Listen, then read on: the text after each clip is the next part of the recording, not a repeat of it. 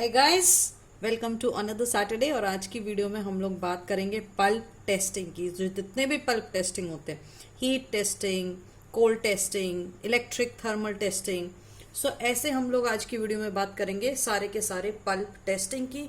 So without further due let's get started.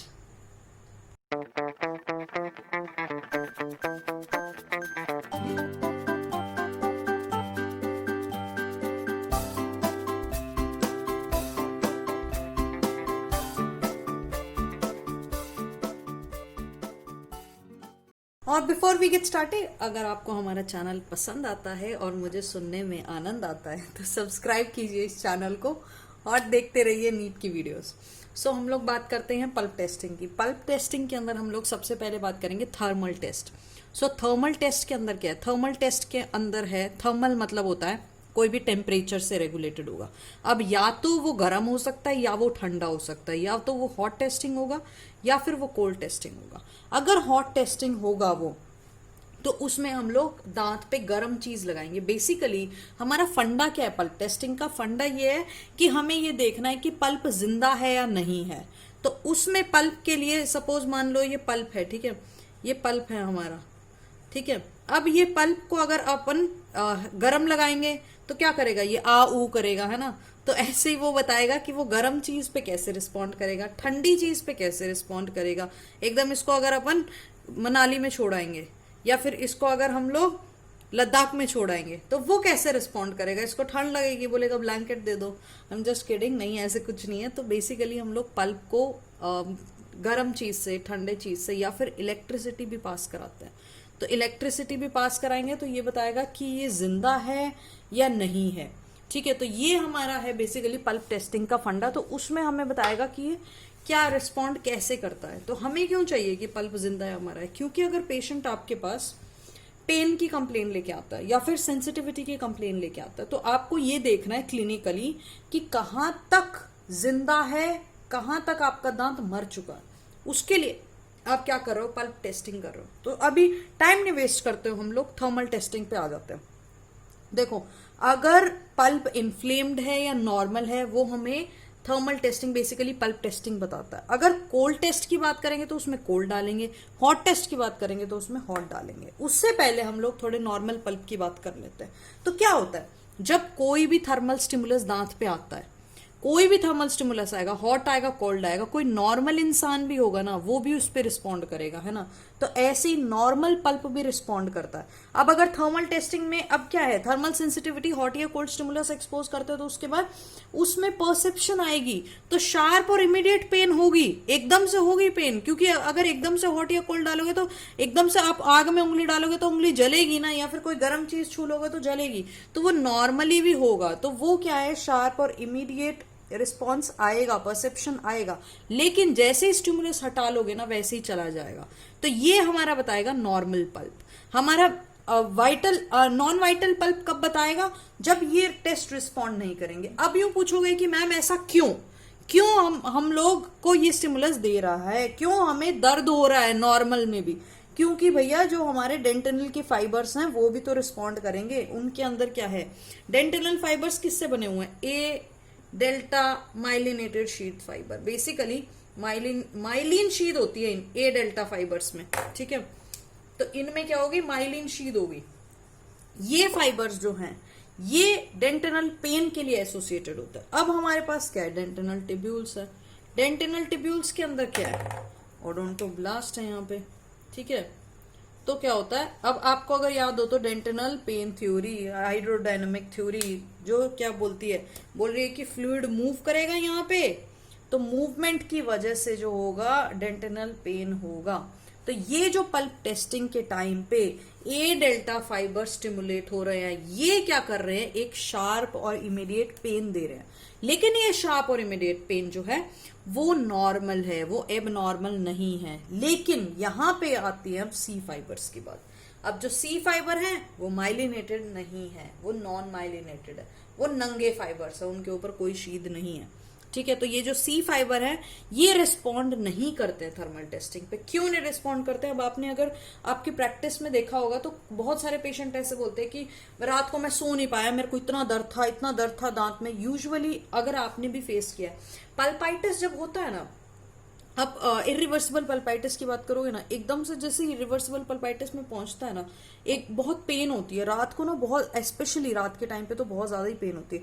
तो वो जो पेन है वो सी फाइबर्स की वजह से। सी फाइबर्स नॉन माइलिनेटेड फाइबर है। तो क्या होता है, जैसे ही आपके बैक्टीरिया पल्प तक पहुंच गए, पल्प क्या है, वाइटल पार्ट है, अब उसमें पहुंच गए, उसको ब्लड मिल गया बैक्टीरिया को तो रहने को। अब हमने जब आपने प्लाक पढ़ा था तो हमने पेरियो की वीडियोस में प्लाक में क्या पढ़ा था, प्लाक में ये पढ़ा था कि जब भी जो बैक्टीरिया है, कुछ बैक्टीरिया हीम पे भी काम करते हैं, तो जो ब्लड के अंदर हीम कंपोनेंट है वो उससे अपनी ग्रोथ कराते हैं।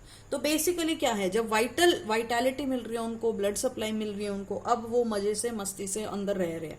वो अब बॉडी क्या रिस्पॉन्स करेगी, बॉडी अपने अपने वहां पे वीर छोड़ेगी कि भैया लड़ो तुम बैक्टीरिया से, नए लोग आ गए हैं। तो उसकी वजह से क्या होगी, इन्फ्लेमेशन प्रोसेस होगी। इन्फ्लेमेशन प्रोसेस जब होगी ना, तब ये सी फाइबर्स जो होंगे स्टिमुलेट होंगे। तो इन्फ्लेमेशन प्रोसेस की वजह से सी फाइबर स्टिमुलेट हो रहे हैं, जो कि पेन प्रोड्यूस करा रहे हैं। अब पेन किस टाइप की है, स्पॉन्टेनियस पेन है, बर्निंग पेन है, रेडिएटिंग पेन है। लेकिन ये वो पेन है जो स्टिमुलस भी निकाल दोगे तो भी नहीं जाएगी। बेसिकली ना तो आप कुछ गर्म खा रहे हो ना कुछ ठंडा खा रहे हो, फिर भी ये पेन है। नहीं कुछ खाने पे भी पेन है। वो पेन जो है वो सी माइलिनेटेड फाइबर्स की पेन है। ठीक है, वो पेन जो है वो इरिवर्सिबल पल्पाइटिस की पेन है। जो पेन स्टिमुलस के बिना भी हो रही है वो पेन सी फाइबर्स की पेन है। अब बात कर लेते हैं हीट टेस्टिंग पे। तो हीट टेस्टिंग के अंदर क्या है, हीट स्टिमुलस दे रहे हो, ऑफ कोर्स सी बात है। अब हीट स्टिमुलस कब दोगे आप, हीट टेस्ट कब करोगे? देखो, जब आपके पास पेशेंट आता है और वो बोलता है कि मुझे सेंसिटिविटी हो रही है, ठीक है, हॉट खाने पे, तो आप हीट टेस्टिंग करोगे। जब बोलोगे ठंडा खाने पे तो यूजुअली कोल्ड टेस्ट सबसे पहले जो टेस्ट परफॉर्म करोगे। अब इसके अंदर क्या करते हो, हीट टेस्टिंग के अंदर 3 तरीके हैं हीट टेस्ट करने के। अब आपने दांत पे लगाना गर्म ही है। सबसे पहले जब भी आप हीट टेस्ट करो ना, सबसे पहला काम क्या है, पेट्रोलियम जेली। तो आप क्या कर रहे हो, वैसलीन लगा रहे हो, ठीक है। उसके बाद 3 तरीके हीट टेस्ट करने के, तीनों बताऊंगी मैं। तरीका नंबर 1, उसमें क्या है, आप जीपी ले लो, गटा पर्चा।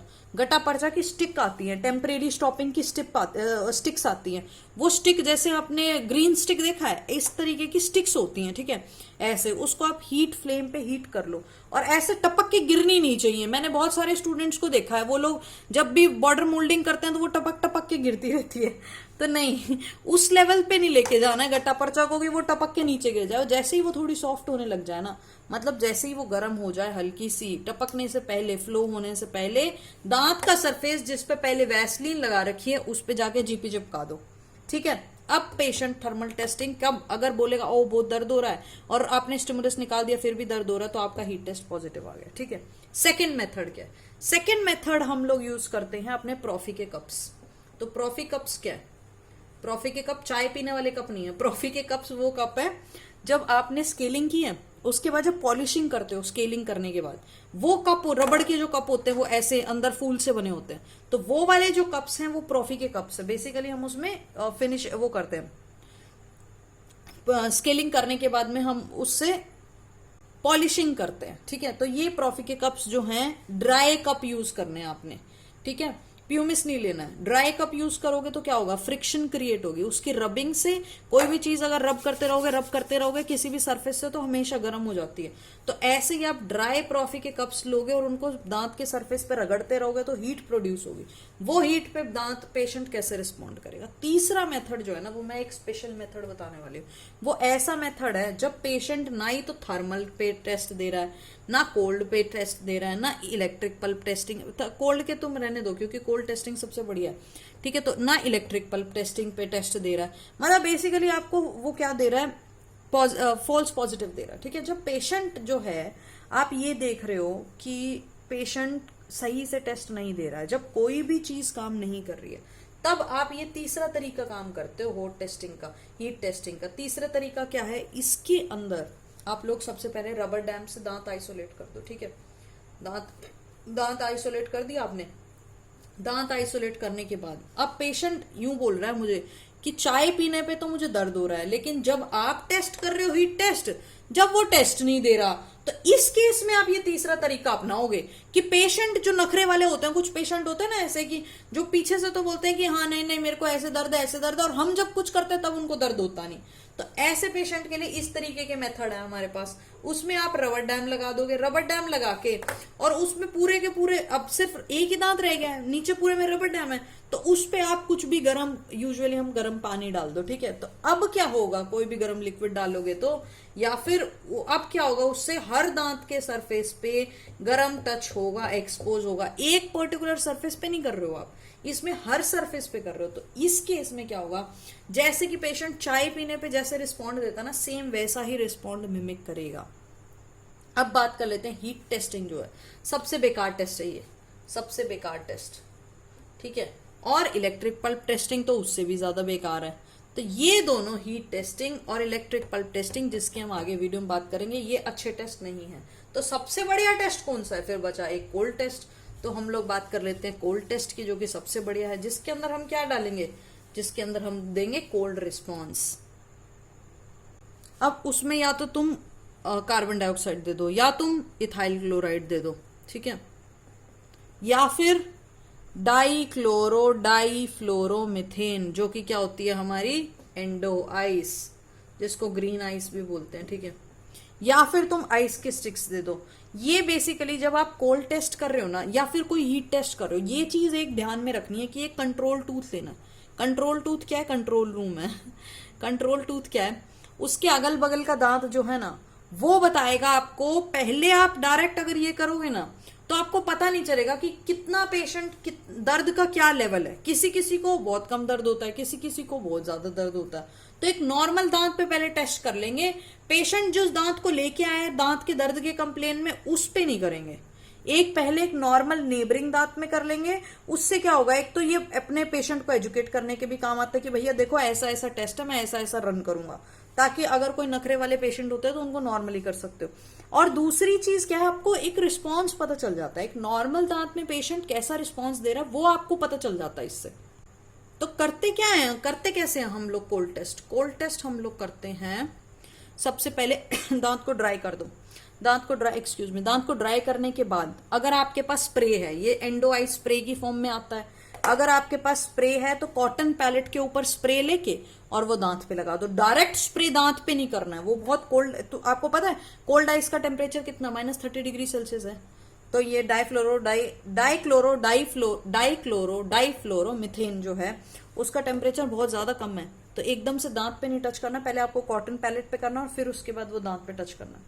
अब इंटेंसिटी, जिस इंटेंसिटी और ड्यूरेशन ऑफ पेन पे पेशेंट रिस्पॉन्ड करेगा, 5 सेकेंड रखना है, सिर्फ 5 सेकेंड रखना है।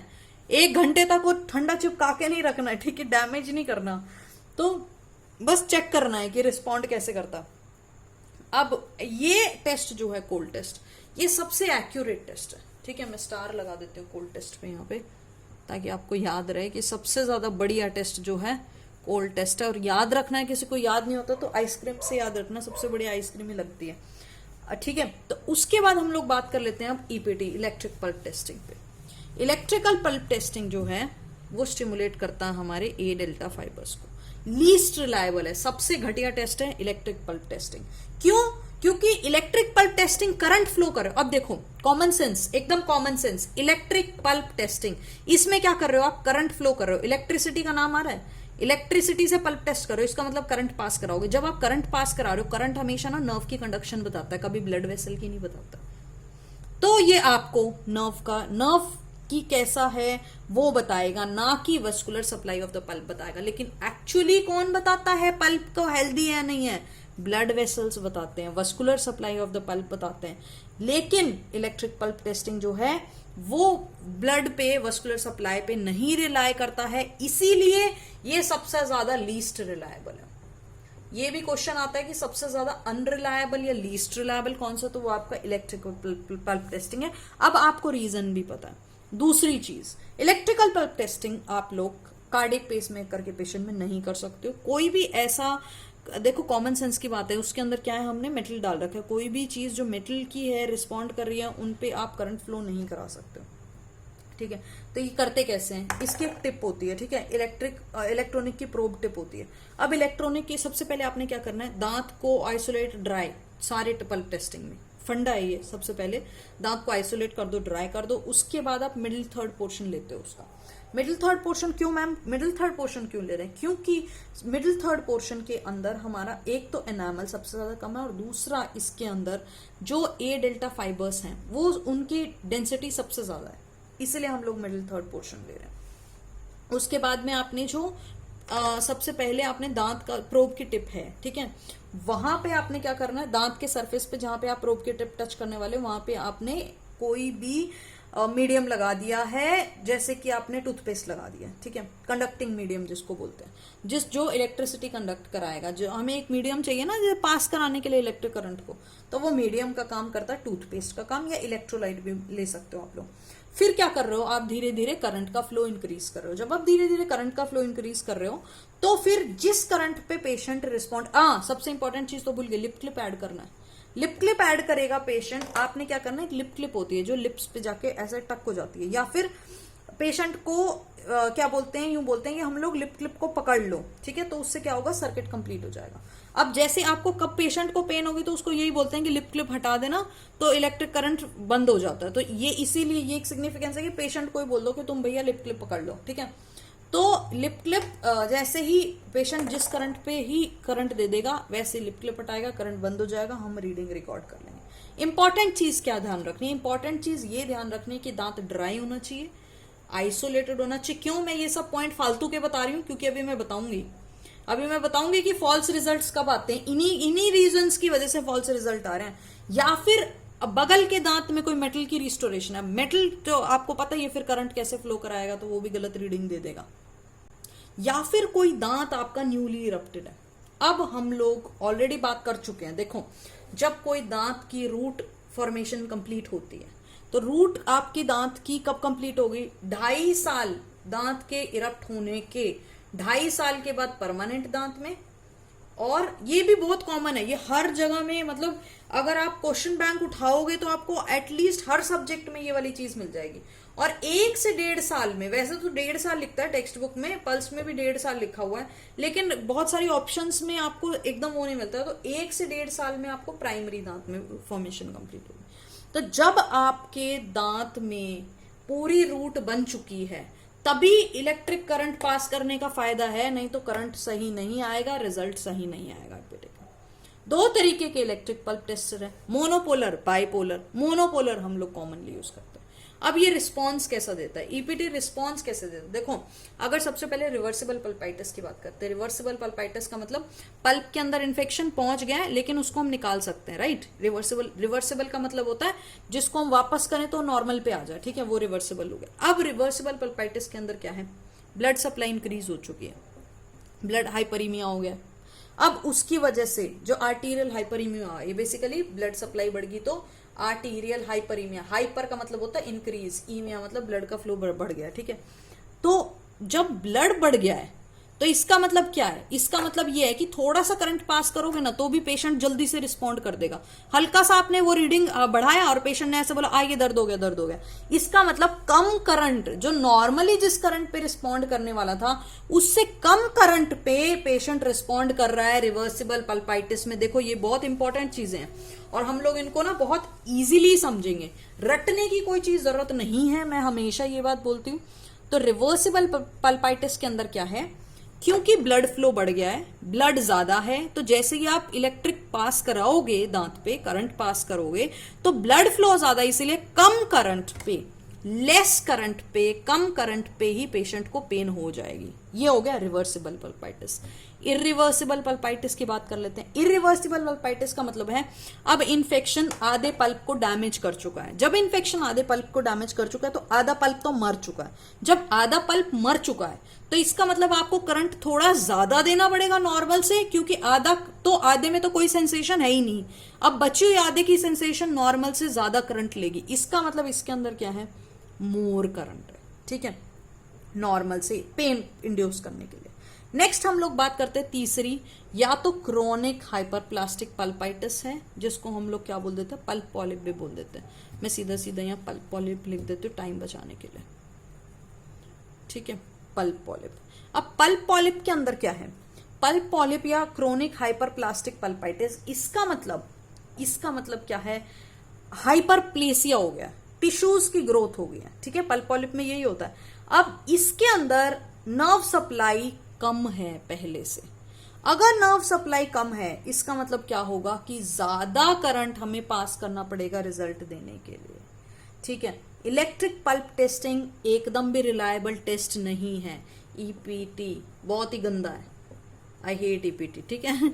इलेक्ट्रिक पल्प टेस्टिंग एकदम लीस्ट रिलायबल है, क्योंकि ये डिपेंड करता है किसके ऊपर, नर्व के ऊपर। एक्चुअली किस पे डिपेंड करना चाहिए अगर हम पल्प टेस्टिंग कर रहे हैं, तो ब्लड वेसल पे, इसीलिए ईपीटी अच्छा नहीं है। अब मैं दो सिनेरियो रखूंगी, ठीक है, एक होगा फॉल्स पॉजिटिव, एक होगा फॉल्स नेगेटिव। इसका मतलब क्या है, सबसे पहले इसका मतलब समझो। ये क्वेश्चन में ना रटो मत कि एक क्वेश्चन दिया हुआ है वो यूं का यूं फॉल्स पॉजिटिव रट ली सिचुएशंस। देखो समझो, पॉजिटिव का मतलब क्या होता है, पॉजिटिव का मतलब है कोई भी टेस्ट करा रहे हैं, जैसे कि कॉमन सेंस एचआईवी का टेस्ट करा रहे हैं, एचआईवी पॉजिटिव आ गया, इसका मतलब क्या है, पेशेंट रोने लग जाएगा, वो तो है ही। इसका मतलब ये है कि अगर हम पॉजिटिव टेस्ट का मतलब है प्रेजेंट, राइट। इसका मतलब अगर हम लोग इलेक्ट्रिक पल्प टेस्टिंग कर रहे हैं और इलेक्ट्रिक पल्प टेस्टिंग पॉजिटिव आ जाता है, इसका मतलब ये है कि टूथ रिस्पॉन्ड कर रहा है इस टेस्ट को। टूथ रिस्पॉन्ड कर रहा है इस टेस्ट को, मतलब है कि पेन है पेशेंट को, ठीक है। पेन है इसका मतलब दांत जिंदा है, दांत जिंदा है इसका मतलब दांत वाइटल है। समझ में आया इतना? दोबारा पीछे बैक करके जाके देखो अगर नहीं समझ में आया, नहीं तो मैं एक बार और बताती हूँ। इलेक्ट्रिक कोई भी टेस्ट पॉजिटिव का मतलब होता है वो उस चीज को रिस्पॉन्ड करता है, राइट। पॉजिटिव का मतलब है पेशेंट पेन का रिस्पॉन्स दे रहा है। पेन का रिस्पॉन्स कब देगा, जब दांत जिंदा होगा, जब दांत के अंदर नर्व्स होंगी, जब दांत के अंदर, इसमें तो मैं ब्लड वेसल बोल भी नहीं सकती क्योंकि ब्लड वेसल पे होता ही नहीं है। और दांत जिंदा कब होगा, जिसको हम लोग बोलते हैं वाइटल टीथ। तो फॉल्स पॉजिटिव का मतलब क्या है, फॉल्स पॉजिटिव का मतलब है कि ऐसा बोल रहा है टेस्ट, जब इलेक्ट्रिक पल्प टेस्टिंग कर रहे हैं दांत पे, तो इलेक्ट्रिक पल्प टेस्टिंग बोल रहा है कि दांत जिंदा है, दांत वाइटल है, लेकिन एक्चुअल में दांत मर चुका है, ठीक है। ये हो गया फॉल्स पॉजिटिव। फॉल्स पॉजिटिव का मतलब है कि वैसे तो रिजल्ट क्या बता रहा है कि पॉजिटिव रिजल्ट है, दैट मीन्स है, दैट मीन्स वाइटल है, दैट मीन्स जिंदा है, लेकिन फॉल्स है ये। इसका मतलब एक्चुअल में तो मर चुका है, लेकिन हमें इलेक्ट्रिक पल्प टेस्टिंग अभी भी रीडिंग दे के ये बता रहा है कि दांत जिंदा है। इसका मतलब अगर करंट पास कर रहे हैं तो पेशेंट को दर्द हो रहा है। अब उसमें क्या क्या सिनेरियो हो सकता है, उसमें ये सिनेरियो हो सकते हैं कि जैसे कि पल्प होंगे, ठीक है। अब बहुत सारी रूट कैनाल है, मान लो एक ऑफ द कैनाल जो है अभी भी जिंदा है, तो अब भी थोड़ा बहुत पेन देगा, और वो पेन के स्टिमुलस पे, और पेशेंट अगर मान लो ड्रामेबाज है तो वो स्टिमुलस और ज्यादा दे देगा। तो इसका मतलब क्या है, हम लोग ये मान लेंगे कि दांत वाइटल है, लेकिन एक्चुअल में वो दांत वाइटल है नहीं। तो अगर कहीं पे भी मोइस्ट नेक्रोटिक पल्प है, अगर कोई सी भी मल्टी रूटेड टीथ के अंदर वाइटल पल्प टिश्यू अभी भी प्रेजेंट है, तो उस केस में फॉल्स पॉजिटिव देगा। यानी कि जब दांत तो मर चुका है, लेकिन रिस्पॉन्स हमें क्या दे रहा है, जिंदा होने का, वाइटल होने का रिस्पॉन्स दे रहा है। अब और भी बहुत सारी सिचुएशन है, जैसे कि अगर एक्सीडेंटली जिंजाइवा को टच कर दो, दांत तो मर चुका है, लेकिन अगर आपने एक्सीडेंटली जिंजाइवा को टच कर दिया तो भी तो दर्द होगा पेशेंट को, तो भी फॉल्स पॉजिटिव रिजल्ट देगा। अगर दांत को आइसोलेट नहीं किया, ड्राई नहीं किया ठीक से, अब यही रीजन है मैं बोल रही थी कि दांत आइसोलेट और ड्राई करना क्यों इंपॉर्टेंट है। या फिर किसी भी एडजेसेंट दांत पे हल्का सा टच हो गया, उसके स्टिमुलस से भी दर्द बता रहा है। फॉल्स नेगेटिव की बात कर लेते हैं। फॉल्स नेगेटिव का मतलब है टेस्ट नेगेटिव आया है, यानी कि दांत बता दिया इलेक्ट्रिक पल्प टेस्टिंग में कि दांत नॉन वाइटल है, भैया आरसीटी करा लो, ठीक है।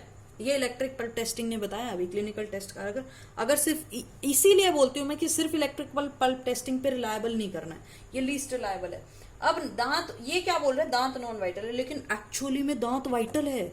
अब सोचो, आप दांत जिंदा और जबरदस्ती की रूट कैनाल करने लग रहे हो, बोलोगे मैम नॉर्मल है, हमें तो पैसे कमाने हैं, वो बात तो सारी ठीक है, लेकिन आप लोगों को क्या है, हमें हमारे एथिक्स और जो हमने शपथें ली है, वो सारी शपथों पे हमें खरा उतरना है ना।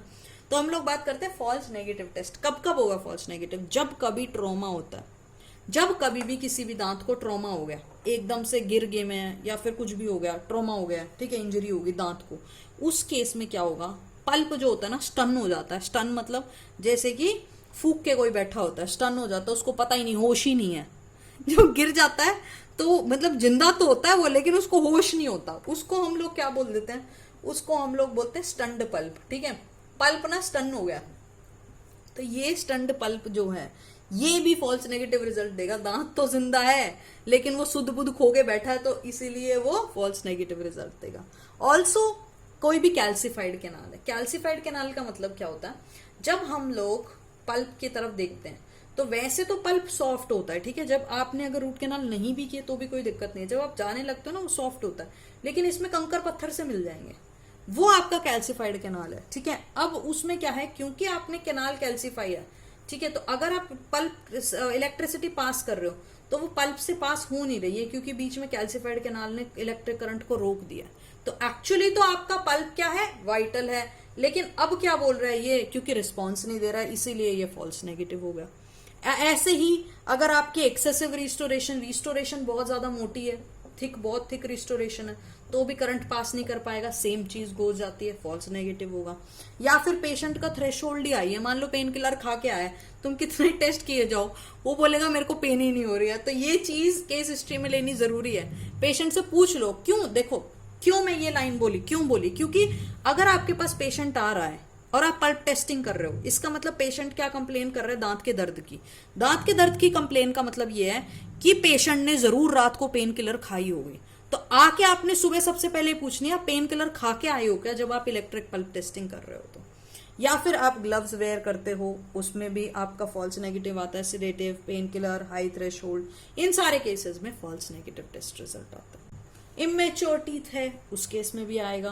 बैटरी अगर आपके इलेक्ट्रिक पल्प टेस्टिंग की आधी से कम है, आप इलेक्ट्रिकल पल्प टेस्टिंग जब कर रहे हो, कई दिनों बाद उठा के ला रहे हो मशीन को, अगर ला रहे हो तो ये देख लो कि आपके बैटरी का मीटर ना हाफ से ज्यादा होना चाहिए। और अगर आपने कोई कंड्यूसिव टूथपेस्ट नहीं लगाया, जो इलेक्ट्रिक ही करंट फ्लो ही नहीं कर रहा है, जो मीडियम ही कंडक्टिव नहीं है, दांत तक ही करंट नहीं पहुंच रहा, तो भी ये देगा। इमेच्योर दांत है, अभी तक अच्छे से नर्व्स बनी नहीं है, तो भी ये देगा। तो ये देख लेना बच्चों में करने से पहले कौन से दांत में कर रहे हो, एज ग्रुप क्या है। रिसेंटली ट्रॉमा है तो ये देगा, सलाइवा लगा हुआ है दांत पे तो ये देगा, आइसोलेटेड प्रॉपरली नहीं है तो। ठीक है, तो ये आपका हो गया इलेक्ट्रिकल पल्प टेस्टिंग, और सबसे ज्यादा लीस्ट रिलायबल है। अब दौड़ते दौड़ते बात कर लेते हैं फटाफट, दो टेस्ट और, दौड़ना नहीं है आपको चुपचाप सुनना ही है। तो कौन कौन से हैं, नहीं तो आप बोलोगे मैम आपने ये कवर नहीं किया, वो कवर नहीं किया, है ना। तो अब है एक तो पल्स ऑक्सीमेट्री। पल्स ऑक्सीमेट्री का मतलब क्या है, मैं हमेशा यही बात बोलती हूँ कि हर चीज नाम में होती है, ठीक है। पल्स ऑक्सीमेट्री के अंदर आपको क्या देखना है, पल्स ऑक्सीमेट्री का मतलब है पल्स, यानी कि आपका पल्स से लेगा वो। ऑक्सीमीटर का मतलब है ऑक्सीजन लेवल। ये क्या करता है, ये बेसिकली मॉनिटर करता है आपके ब्लड के अंदर कितना ऑक्सीजन पास हो रहा है, ये पल्स ऑक्सीमेट्री बताता है। नॉर्मली अगर आपने देखा हो तो पल्स ऑक्सीमेट्री क्या है, वो ऐसे एक, आपने कभी देखा है कि आप इमरजेंसी में जाते हो और वेंटिलेटर के साथ एक उंगली वाला अटैच करते हैं, तो उसके अंदर क्या होता है, एक रेड इंफ्रारेड लाइट निकलती है, वो इंफ्रारेड निकल के और दूसरे सरफेस से एब्जॉर्ब हो जाती है। अब कितनी इंफ्रारेड ऑक्सीजन ने ले ली, हीमोग्लोबिन ने ले ली, वो नीचे रिजल्ट में आ जाती है कि कितनी कंज्यूम होगी, कितनी आ गई। तो ऐसे ही पल्स ऑक्सीमेट्री आपका बताता है कि कितना ऑक्सीजन लेवल है। कि ऑक्सीजन लेवल कौन लेगा, ऑक्सीजन लेवल ब्लड वेसल लेंगी, ब्लड लेगा, और तो ये आपका बताएगा। ऐसे ही हम दांत में रन करते हैं तो दांत में भी ऐसे ही लगा देते हैं, इंफ्रारेड लाइट निकलती है, वो एब्जॉर्ब हो जाती है, तो और वो बता देती है आपका कितना आपका पल्प वाइटल है। तो ये इन टेस्टों से बेटर है अगर आप देखो, लेकिन ये महंगा है, ठीक है। ऐसे ही आपका क्या होता है, लेजर डॉपलर फ्लोमेट्री। तो लेजर डॉपलर फ्लोमेट्री ये क्या करता है, आरबीसी की फ्रीक्वेंसी की शिफ्ट बताता है। तो ये क्या कर रहा है, फ्लो बता रहा है आपका आरबीसी का, ये फ्लो चेक कर लेता है कि कितनी स्पीड से आरबीसी दौड़ रहे हैं। तो ऐसे ही ये क्या करता है आपका, ये भी बता देता है कि पल्प वाइटल है या नहीं है, क्योंकि अगर ब्लड वेसल होंगी तो आरबीसी होंगे, आरबीसी होंगे तो फ्लो होगा। तो ऐसे ही ये बताता है। तो ये भी एक नॉन इन्वेसिव, ये दोनों के दोनों क्या है, नॉन इन्वेसिव मेथड है, और ये दोनों बेटर हैं इलेक्ट्रिक पल्प टेस्टिंग से। लेकिन अगर आप पल्प टेस्टिंग, अगर क्वेश्चन आपका आता है कि पल्प टेस्टिंग कौन सा बेटर है, तो पल्प टेस्टिंग हमारा बेटर है कोल्ड टेस्ट, सबसे ज्यादा मोस्ट रिलायबल कोल्ड टेस्ट। याद रखना, आइसक्रीम तो जो वो है वो हमारा सबसे ज़्यादा मोस्ट रिलायबल मेथड है। तो दौड़ते दौड़ते वो किया था, अब चलते चलते टेस्ट कर लेते हैं। तो हमारा क्वेश्चन है आज का, pulpal inflammation is marked by कौन सा? Peripheral vasoconstriction, strangulation of the pulp, increased vascular permeability या फिर डिक्रीज्ड कैपिलरी प्रेशर। और आपका समय स्टार्ट होता है अब। तो आपको अगर इसमें क्वेश्चन सॉल्व करने में दिक्कत आ रही है तो हमारी प्लेलिस्ट में जाके पैथोलॉजी की वीडियोस में आपको वीडियो मिल जाएगी जिसमें पल्पल इन्फ्लेमेशन हमने कवर किया हुआ है। तो उसमें आपको सारी रीजनिंग मिल जाएगी अगर आपको समझ नहीं आ रहा है। अगर आपको आ रहा है समझ में और आंसर पता है तो नीचे कमेंट सेक्शन में कमेंट करो भाई। अगर मैं क्वेश्चन लिख सकती हूँ तो आप आंसर तो दे ही सकते हो। तो कमेंट सेक्शन में नीचे कमेंट करो। और अगर हमारी वीडियोस पसंद आती हैं, पढ़ते रहिए। मोस्ट इंपॉर्टेंट थिंग, नीट की वीडियोस रेगुलरली हम पोस्ट करना जल्दी स्टार्ट करेंगे। तो क्योंकि हमें इस एग्जाम 2020 में जो दिसंबर का एग्जाम होगा उस तक सारा नीट का टॉपिक कवर करना है। तो पढ़ाई अपनी कैरी ऑन रखो, एकदम ऐसे नहीं कि मैम पे ही रिलाई करना है। लेकिन हाँ, अगर आपको मेरी वीडियोस पढ़ना सुनना अच्छा लगता है और पढ़ना अच्छा लगता है मेरे साथ में, तो फिर सब्सक्राइब करो चैनल को, क्योंकि जल्दी ही हम लोग रेगुलर बेसिस पे नीट की भी वीडियोस डालनी स्टार्ट करने वाले हैं। तो सब्सक्राइब करो चैनल को और शेयर कर लो अपने दोस्तों के साथ भाई। और देखते रहो डेंटल पाठशाला। और आप लोग मुझे सपोर्ट भी कर सकते हो, सिंस मैं आपके लिए इतनी मेहनत कर रही हूँ। तो आप मेरे को सपोर्ट कर सकते हो पेटीएम पे और पेपैल पे भी। नीचे आपको लिंक डिस्क्रिप्शन में मिल जाएगा। तो चलो दोस्तों, पढ़ते रहो, मिलते हैं नेक्स्ट सैटरडे को।